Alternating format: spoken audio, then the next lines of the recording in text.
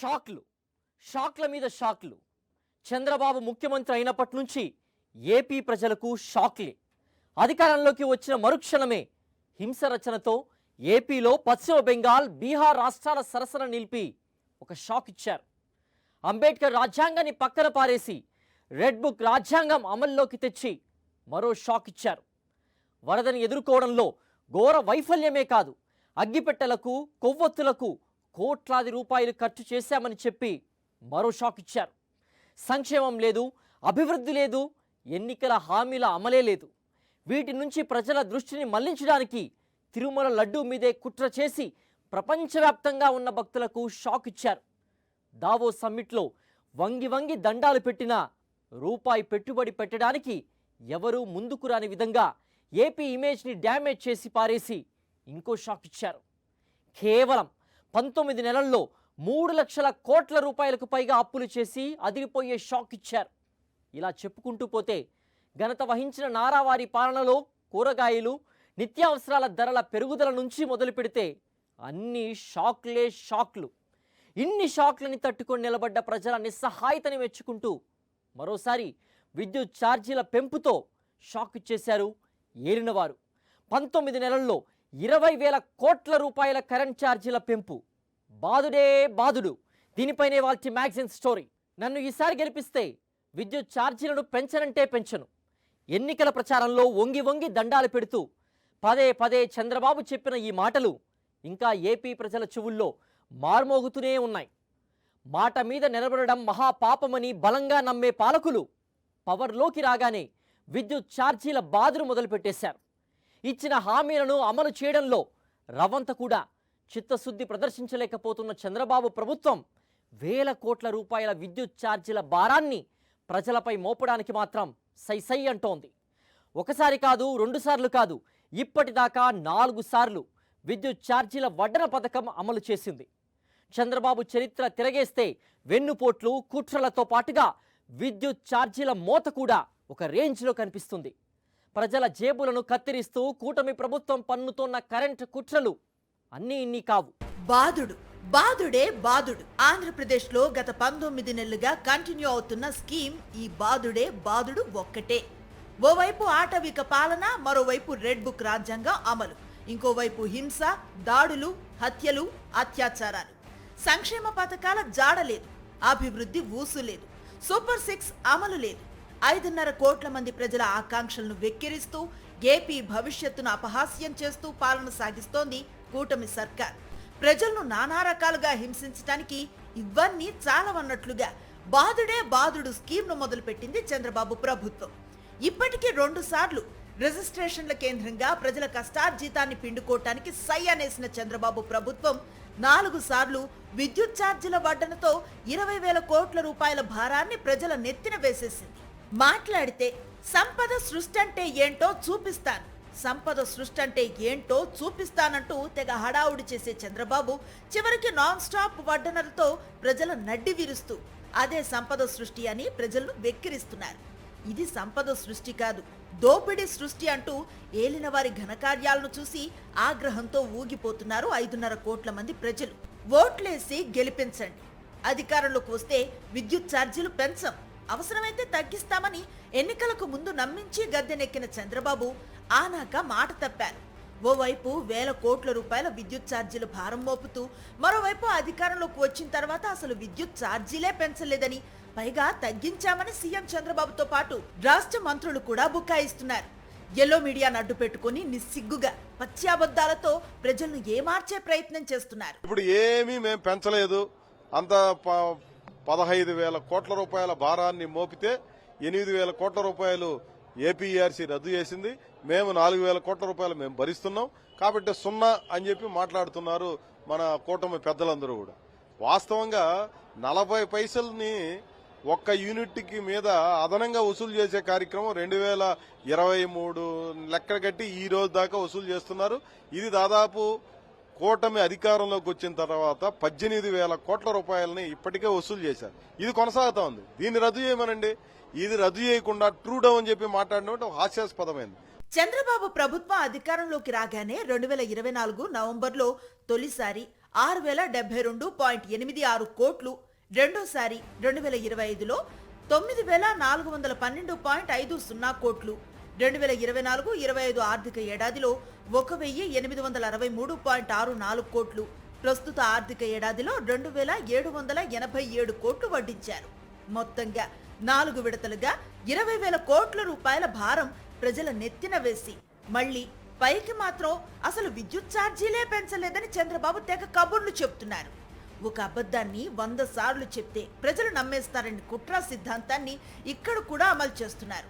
2024-25 ఆర్థిక సంవత్సరానికి 2,787.18 కోట్లు ప్రజల నుంచి ముక్కు పిండి వసూలు చేయటంపై ఆంధ్రప్రదేశ్ విద్యుత్ నియంత్రణ మండలి తప్పుబట్టింది.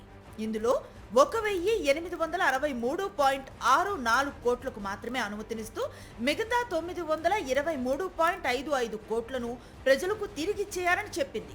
దానినే యూనిట్కు 0.13 పైసలు చొప్పున వినియోగదారులకు వెనక్కిస్తున్నారు. అంతేకాని ఇదేమి చంద్రబాబు ప్రభుత్వం ఊరికే ఇస్తున్నది కాదు, ప్రభుత్వం దానం చేస్తున్నది కాదు. అయితే ఇదంతా కూడా తమ దయా దాక్షిణ్యమేనని చంద్రబాబు ప్రభుత్వం చెప్పుకుంటోంది.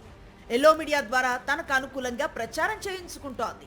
మరోవైపు ప్రస్తుత ఆర్థిక సంవత్సరానికి సంబంధించి యూనిట్కు అదనంగా 0.40 పైసలు చొప్పున వసూలు చేసేస్తున్నారు. ఇదిగో ఒకసారి ఇలా చూడండి. 2024 ఎన్నికలకు ముందు చంద్రబాబు ఇచ్చిన ఈ హామీని చూడండి.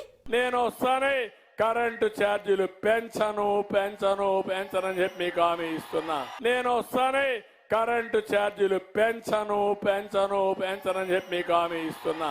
విన్నారుగా, కరెంటు ఛార్జీలు పెంచేదే లేదని చంద్రబాబు ఎలా చెప్పారో ఒకసారి కాదు, 2 సార్లు కాదు, ముచ్చటగా 3 సార్లు పెంచను అన్న పెద్ద మనిషి కేవలం 19 నెలల్లో 20,000 కోట్ల రూపాయల భారాన్ని ప్రజల నెత్తిన రుద్దేశారు.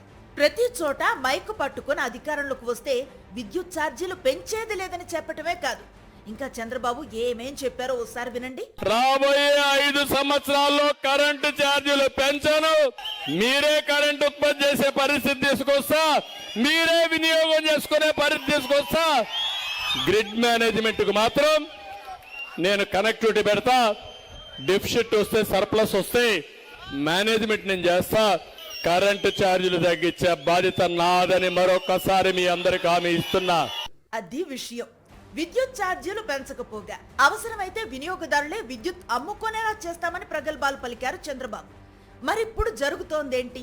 అధికారంలోకి వచ్చిన మరుక్షణమే నాలుక మడతెట్టేసి విద్యుత్ ఛార్జీల షాక్ ఇచ్చిన చంద్రబాబు ఇప్పుడు విడతల వారీగా విద్యుత్ ఛార్జీల వడ్డన చేస్తూనే ఉన్నారు. నమ్మించి మోసం చేయటం అనే తన స్వభావాన్ని మరోసారి ప్రజలకు చూపిస్తున్నారంతే. మార్కెట్లో విద్యుత్ తక్కువ ధరకు దొరుకుతున్నప్పుడు అంతకన్నా తక్కువ ధరకు తీసుకుంటే అది తప్పవుతుందా? లేక తక్కువ ధరకు వచ్చేదానని కాదని ఎక్కువ రేటు ఇచ్చి కొనుగోలు చేయటం తప్పవుతుందా?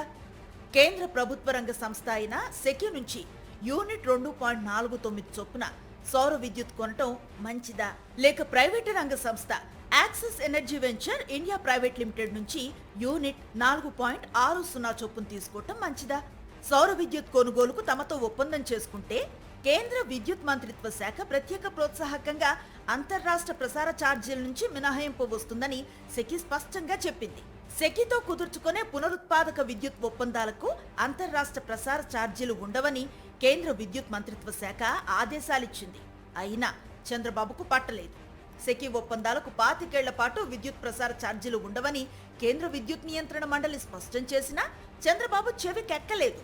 చివరికి సెకి, రాష్ట్ర ప్రభుత్వం, డిస్కాంల మధ్య జరిగిన విద్యుత్ సరఫరా ఒప్పందంలోనూ ఐఎస్టీఎస్ ఛార్జీలు 100% మాఫీ అని స్పష్టంగా ఉన్నా పట్టించుకోలేదు.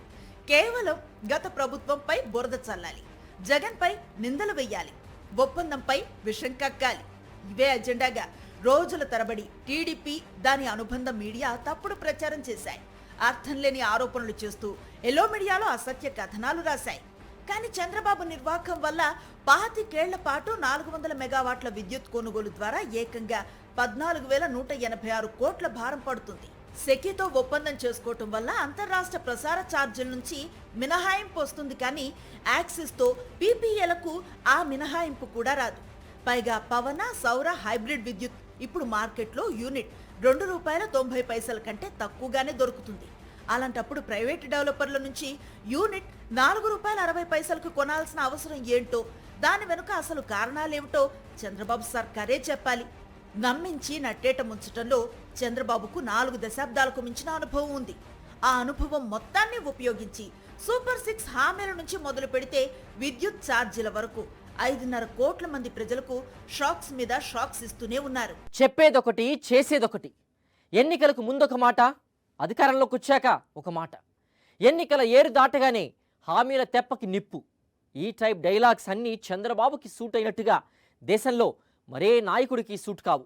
నిజానికి 20,000 కోట్ల రూపాయల విద్యుత్ ఛార్జీల బాధలు చూసి పెద్దగా ఆశ్చర్యపోనక్కర్లేదు. ఇంకా 3 ఏళ్ల కాలం మిగులుంది. అది తలుచుకున్న సామాన్య మధ్యతరగతి ప్రజలే కాదు, ఉన్నత వర్గాల వారు కూడా ఉలిక్కి పడుతున్నారు. ఇప్పటికే 2-3 పెరిగిన కరెంట్ ఛార్జీలను చూసి గగ్గోలు పెడుతున్నారు. జగన్మోహన్ రెడ్డి 5 ఏళ్ల పాలనలో ఒక్కసారి కూడా కరెంట్ ఛార్జీలను పెంచని విషయాన్ని గుర్తు చేసుకుని చంద్రబాబు ప్రభుత్వంపై తీవ్ర ఆగ్రహం వ్యక్తం చేస్తున్నారు.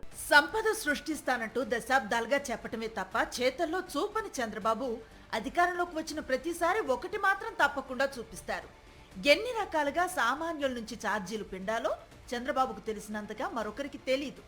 గతంలో అధికారంలో ఉన్నప్పుడే ప్రజలను పీడించే క్రమంలో ఆయన ఎన్నో ప్రయోగాలు చేశారు. గృహ విద్యుత్ వినియోగదారుల నుంచి ₹50 చొప్పున కనీస ఛార్జీలు వసూలు చేసే విధానం గత టీడీపీ హయాంలో ఉండేది. నెలంతా విద్యుత్ వినియోగించకపోయినా కనీస ఛార్జీ ₹50 చెల్లించాల్సి వచ్చేది. అంటే దీన్ని ఛార్జీ అనటానికి కూడా వీల్లేదు. కానీ కనీస ఛార్జీ పేరుతో చంద్రబాబు సర్కార్ ముక్కు పిండి మరీ వసూలు చేసింది.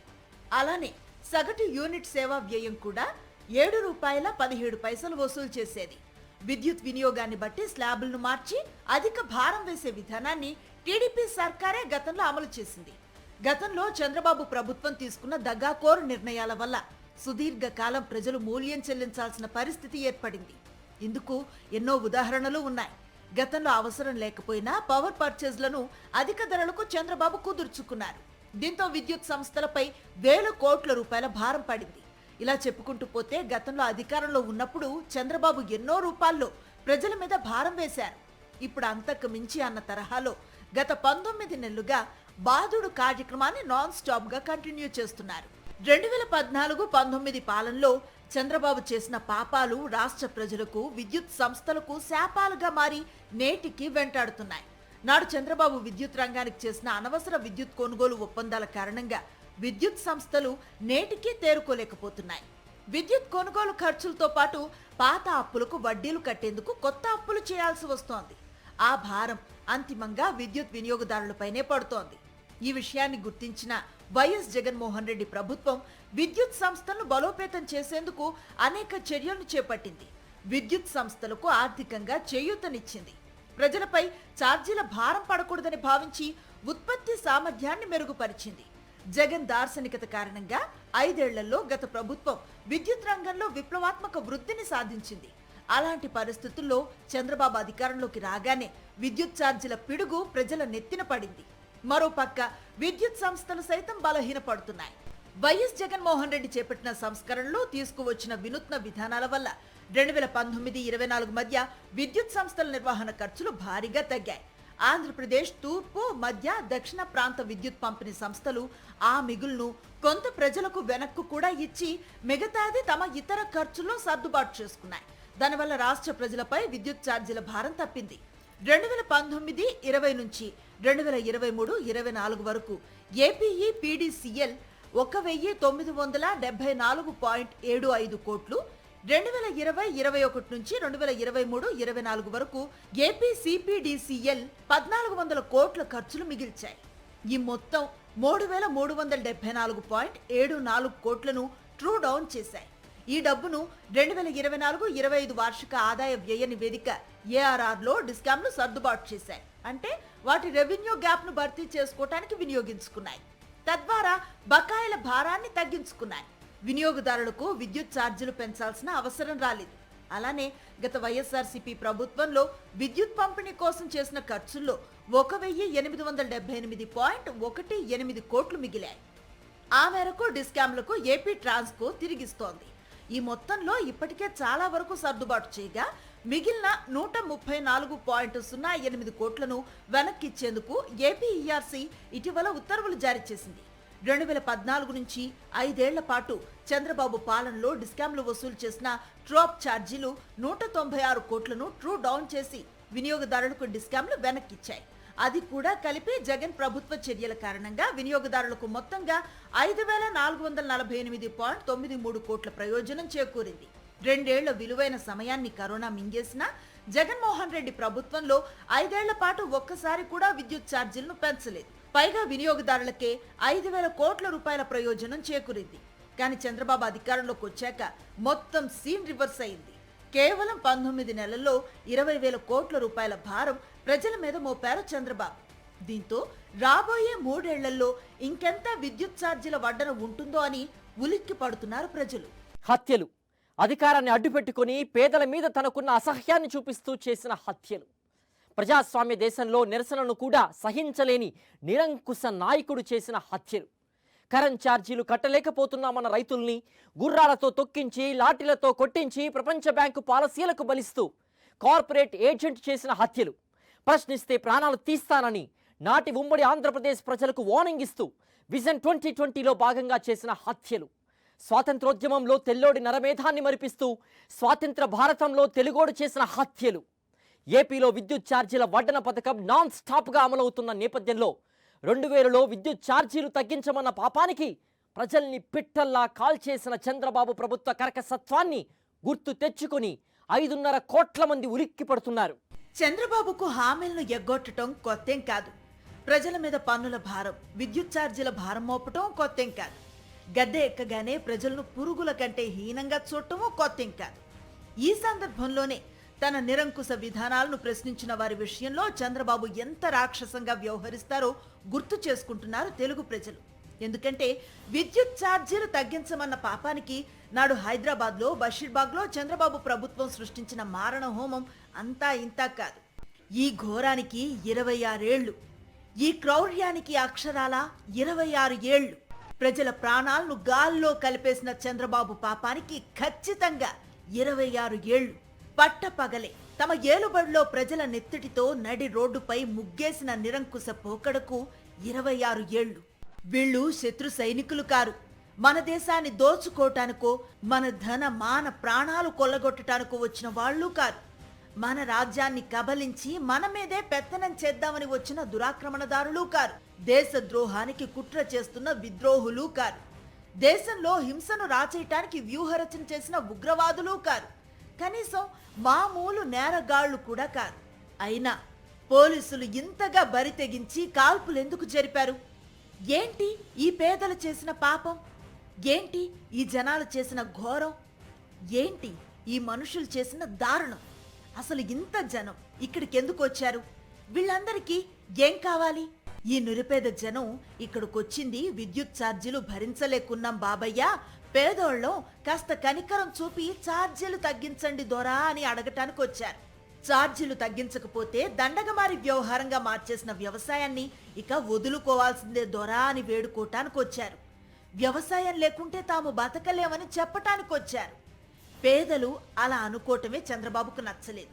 పేదల ఆందోళనతో చంద్రబాబు అండ్ కోకు ఒళ్ళు మండుకొచ్చింది. అంతే, భారీగా పోలీసులను మోహరించారు. తమని ప్రశ్నించే వాళ్లే ఉండకూడదనుకున్నారు. తమ తప్పులు వేలెత్తి చూపించే వాళ్లంటే భరించలేకపోయారు. ఉద్యమాలు, ఆందోళనలు అంటూ ప్రభుత్వ పరువును మంటగలిపేస్తున్నారంటూ నిరంకుశత్వానికి తెరలేపారు. సరిగ్గా 26 ఏళ్ల క్రితం 2000 సంవత్సరం ఆగస్టు 28 విద్యుత్ ఛార్జీలు తగ్గించాలన్న డిమాండ్తో కాంగ్రెస్, కమ్యూనిస్టు పార్టీలు చెలో అసెంబ్లీకి పిలుపునిచ్చాయి. ప్రతిపక్షాల పిలుపుకు విశేష స్పందన లభించింది. రాష్ట్రం నలుమూలల నుంచి వేలాదిగా జనం తరలి వచ్చారు. అంతే, పాలకులకు చిర్రెత్తుకొచ్చింది. కనికరం చూపండని అడిగిన జనం వీపులు పగల కొట్టించారు. కాకి చేతులకు తుపాకులు మొలిపించారు. తూటాలు దట్టించారు. ఛార్జీలు తగ్గించమని అడిగిన పేదలపై గురిపెట్టించారు. మారు మాట్లాడకుండా దొరికిన వారిని దొరికినట్లుగా కాల్పించారు. అలా నిండు ప్రాణాలను అందరూ చూస్తుండగానే గాల్లో కలిపేశారు. ప్రజా సమస్యలపై ఇది నాటి చంద్రబాబు ప్రభుత్వ వైఖరి. గొంతెత్తి న్యాయం అడిగిన పాపానికి పెట్టల్లా కాల్చి పడేశారు. ఈ పాలకులే ఆ తర్వాత చాలీ చాలని కూలి డబ్బులు పెంచండి సార్లు అంటూ అంగన్వాడీ ఆడపడుచులు దయనీయంగా ప్రాధేయపడితే ఆదుకోవాల్సింది పోయి గుర్రాలతో తొక్కించారు. మానవత్వం మరిచిపోయి లాఠీలతో కొట్టించారు.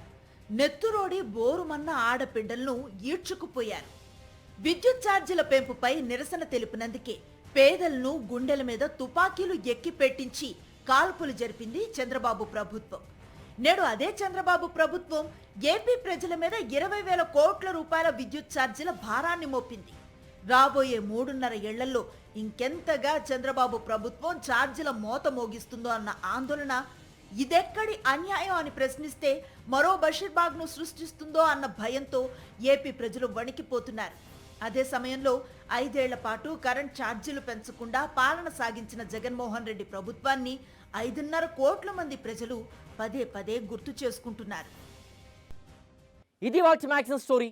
మరో ఇంట్రెస్టింగ్ టాపిక్తో మళ్ళీ కలుద్దాం. అంతవరకు స్టే ట్యూన్ టు సాక్షి.